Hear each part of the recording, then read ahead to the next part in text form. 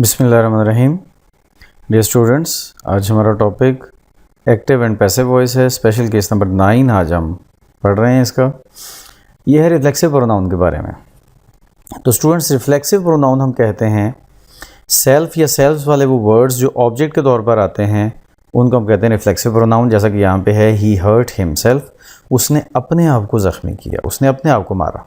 ठीक है, तो इसमें अब हिमसेल्फ स्टार्ट में जाएगा तो वो ही बन के जाएगा। ठीक है, और ही जब आएगा इधर इसकी जगह पे तो वो हिमसेल्फ बन के आएगा। He hurt himself, he was hurt by himself. ये करेक्ट सेंटेंस है, थोड़ा ऑकवर्ड लगता है लेकिन ग्रामेटिकली यही इसका पैसिव वॉइस पॉसिबल है। नॉर्मली इस तरह के बहुत ज़्यादा पॉसिबल होते नहीं हैं, लेकिन जाहिर है ये स्पेशल केस है तो इसमें इस तरह के उल्टे सीधे ही आएंगे ना। तो ही हर्ट हिमसेल्फ, इसमें वही के हिमसेल्फ स्टार्ट में गया है तो ही बना, और ही जब एंड वाली जगह पे आया तो वो हिमसेल्फ बना।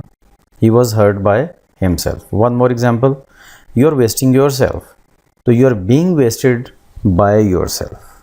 ठीक है, सेम उसी तरह बाकी जो रूल्स हैं टेंस के मुताबिक सारे उसी तरह आ रहे हैं।